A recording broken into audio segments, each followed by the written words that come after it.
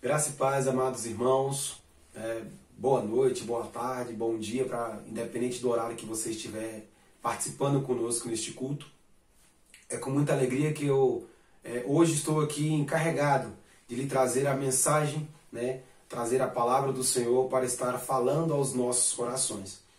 Que Deus possa continuar nos abençoando e falando conosco também através dessa mensagem. Tá? Então, o texto que nós vamos meditar é um texto muito simples no sentido de ser curto, tá? Mas é um texto que fala muito aos nossos corações. Eu gostaria de te convidar para abrir a sua Bíblia nesse livro, no livro de João, capítulo 14, versículo 15. Tá? Diz assim a palavra do Senhor: Se me amais, guardai os meus mandamentos. Vamos orar? Tá? Oremos então. Querido Deus, a Ti, Deus, nós te agradecemos por mais este momento, por mais este privilégio de poder estarmos meditando na Tua palavra, de poder, ó Deus, ouvir a Tua voz e assim, ó Deus, compreender a Tua boa, perfeita e agradável vontade sobre nós. Continua, Senhor Deus, a falar conosco, pois até aqui o Senhor já tem nos falado através dos textos bíblicos lidos, através dos cânticos entoados, e agora te pedimos que o Senhor possa, Deus, estar, ó Deus, falando conosco através da reflexão bíblica que aqui estamos trazendo. Obrigado, Deus, por tudo. Continua, Deus, conosco. No nome santo do Teu Filho amado, Senhor Jesus Cristo, é que nós choramos. Amém. Bom, esse é o texto da nossa mensagem, João 14, versículo 15. Se me amais, guardais os meus mandamentos. É um texto muito curto, porém fala muito aos nossos corações, como eu já disse. E há um condicionamento aqui. Se me amais, guardai os meus mandamentos.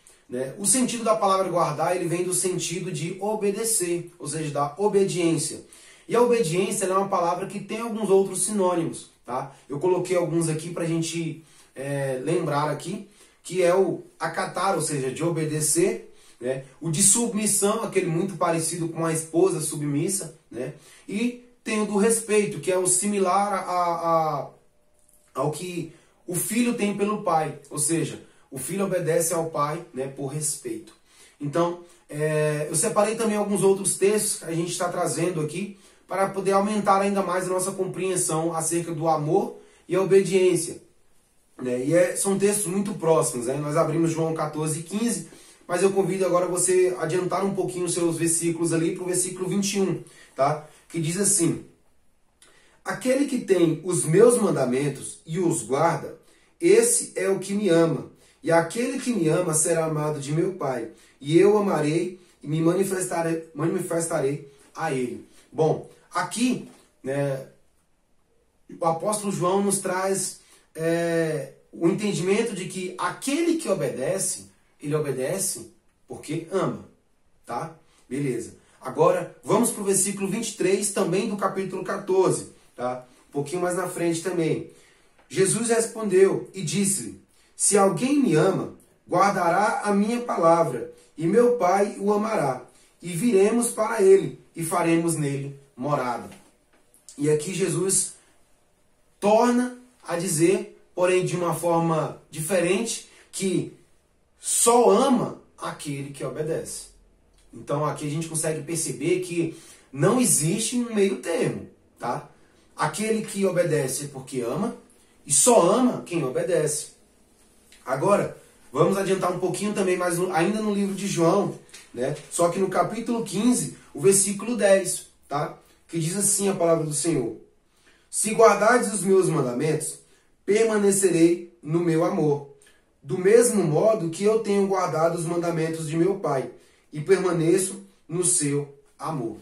Aqui, Jesus esclarece um pouquinho mais, porém com um pouco mais de profundidade. Ele diz que só é possível permanecer no amor se obedecer. Então, a gente vai trazendo alguns pontos de vista, alguma linha de entendimento que nos esclarece acerca do amor e a obediência. E aí eu convido a você abrir sua Bíblia agora no livro de 1 João, lá na carta, tá? Na carta de 1 João, lá no final próximo de Apocalipse. Capítulo 5, versículo 3, tá? 1 João, capítulo 5, versículo 3, que diz: porque este é o amor de Deus, que guardemos os seus mandamentos, e os seus mandamentos não são pesados.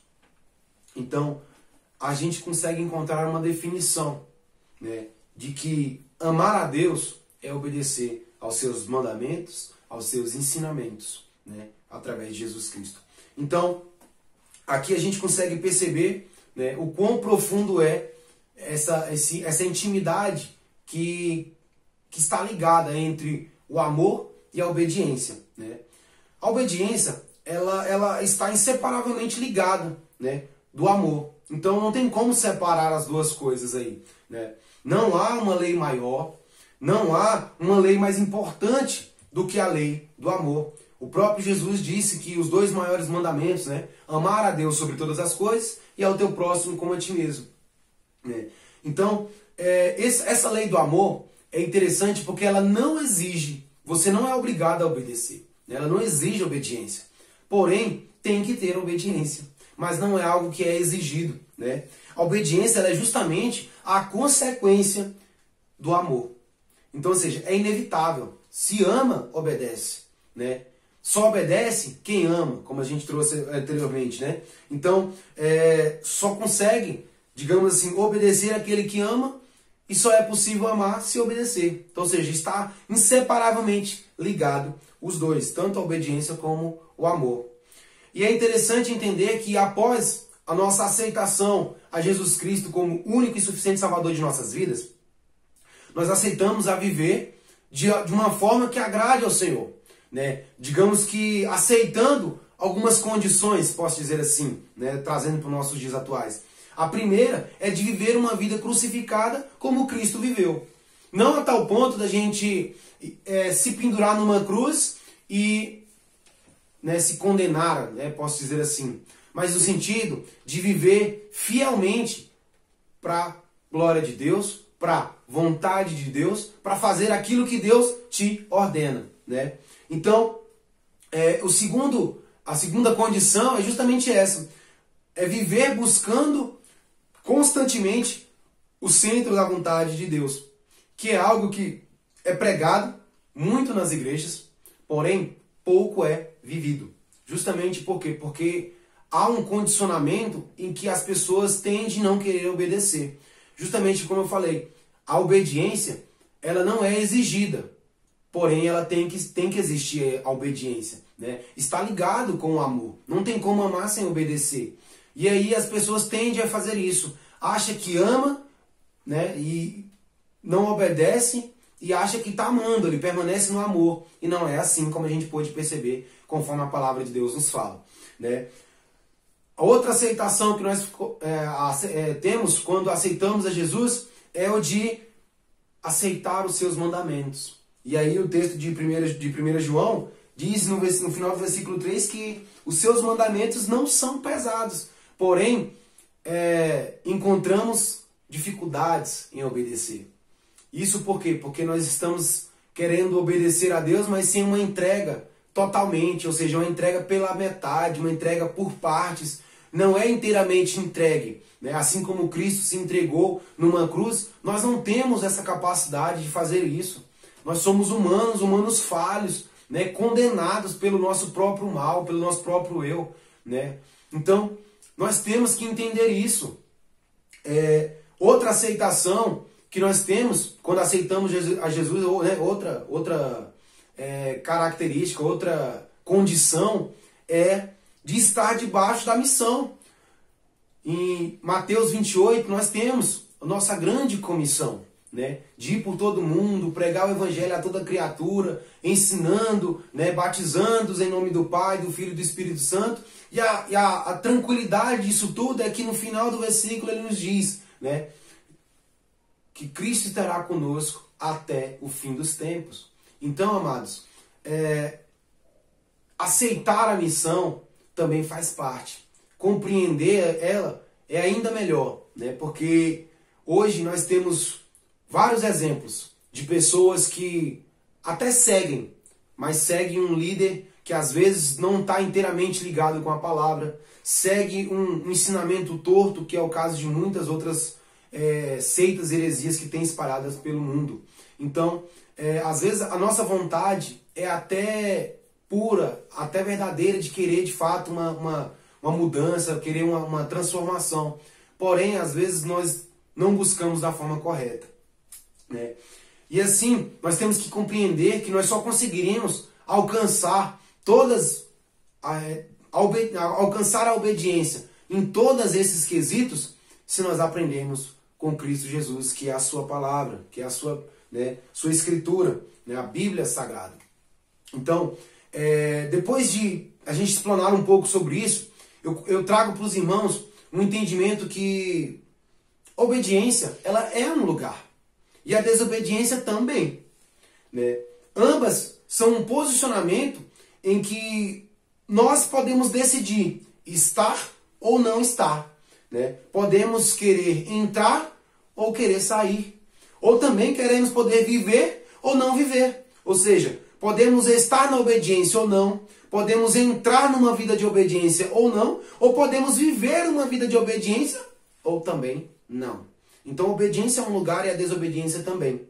E há momentos em que Deus fala conosco, há momentos em que Deus nos dá um direcionamento, nos coloca uma certa direção para que nós seguimos, porém nós simplesmente decidimos não fazer. Não é capricho, às vezes é simplesmente por estarmos acomodados, estarmos satisfeitos de como estamos vivendo, né?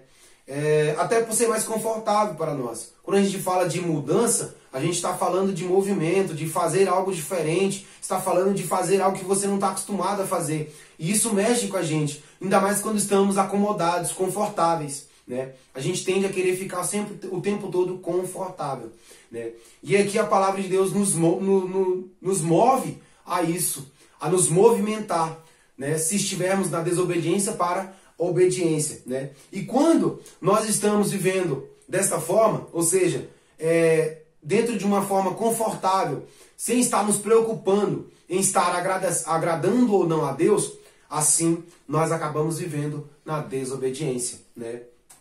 E a desobediência, ela é citada na palavra de Deus, e eu trago o livro de Gênesis, né, para os irmãos estar abrindo a sua palavra, né, a sua Bíblia também.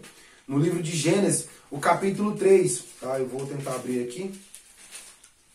Gênesis capítulo 3, do versículo 9 ao versículo 10, tá? Que foi a experiência da desobediência de Adão. Diz assim: E chamou o Senhor Deus a Adão e disse-lhe: Onde estás? E ele disse: Ouvi a tua voz soar no jardim e temi, porque estava nu e escondi-me. Então, a gente percebe que essa é a primeira vez que a desobediência aconteceu na palavra do Senhor, né? É citada na palavra do Senhor. E é a primeira vez que o medo também aparece. Adão vivia em plena comunhão com Deus, até o momento em que ele desobedeceu, comendo do fruto proibido. E aí, quando Deus o procura, ele coloca diante de Deus que ele temeu ao Senhor, né? Ou seja, teve medo e se escondeu, ou seja, teve vergonha do que ele tinha feito, né? Então, quando buscamos a independência de Deus, né, ou fazemos algo que não agrada a Ele, é que o medo e a vergonha ganham forma. Então, é justamente após a desobediência que isso acontece.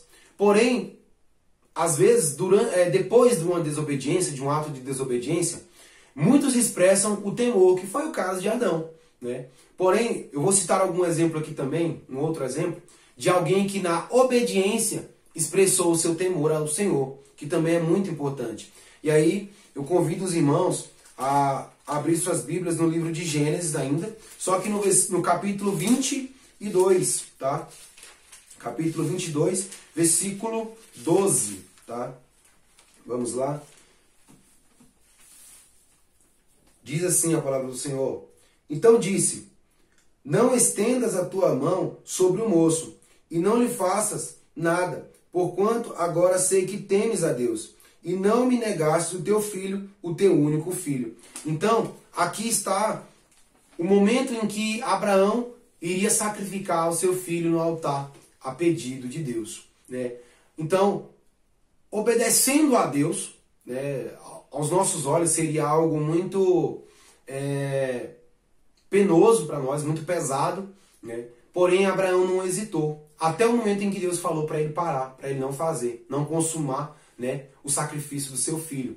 Então, naquele momento, não era um ato de desobediência, mas um ato de obediência profunda, né?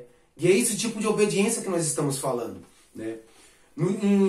Voltando um pouquinho ali no livro de Gênesis, no capítulo 18, versículo 21, a gente consegue perceber que o temor ao Senhor é algo solicitado, é algo esperado quando se fala dos servos de Deus. Eu vou ler aqui para os irmãos também, o versículo 21 do capítulo 18. Diz assim: descerei agora e vereis se com efeito tem praticado segundo o teu clamor, que é vindo até mim, e se não, sabê-lo-ei. Né? Então, ou seja, nesse momento, a gente percebe que o temor ao Senhor é uma característica dos servos de Deus. Né? E aí, também tem o texto de Deuteronômio, capítulo 6. Né? Vamos abrir aqui também. Deuteronômio, capítulo 6, versículo 2. Deuteronômio capítulo 6, versículo 2. Para que temas ao Senhor teu Deus e guarde todos os teus estatutos e mandamentos que eu te ordeno, tu e teu filho e o filho de teu filho, todos os dias da tua vida, e que teus dias sejam prolongados. Então, irmãos, o temor do Senhor está intimamente ligado ao guardar os mandamentos de Deus, guardar as suas leis. Né? Então, somente o temor do Senhor, né? O temor que nós temos por Deus é que vai nos dar esse direcionamento correto. Tá? Outra coisa, a melhor escolha vai ser sempre estar na obediência. Nada nos satisfaz, nada supre as nossas necessidades se não for a intimidade, né, com o Senhor, com Deus.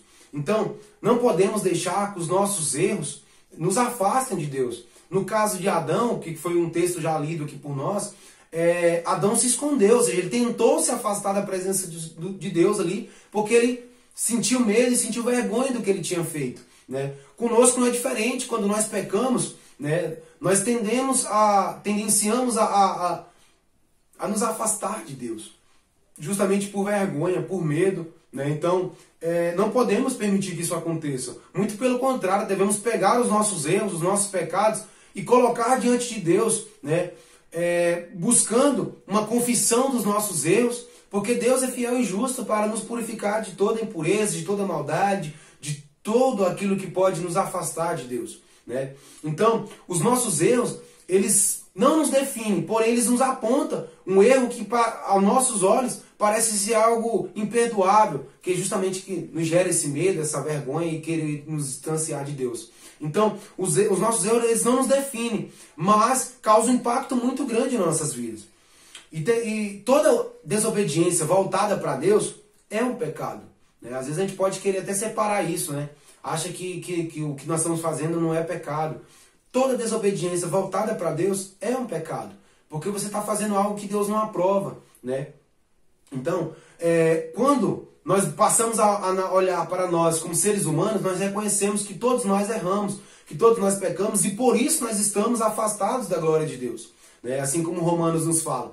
Porém, a graça de Deus, ela é soberana sobre tudo. E nós, com todo o nosso entendimento, buscarmos ao Senhor, colocar diante dele os nossos pecados, os nossos erros, né? Com certeza o Senhor olhará para nós com a sua misericórdia e perdoará os nossos pecados. Né?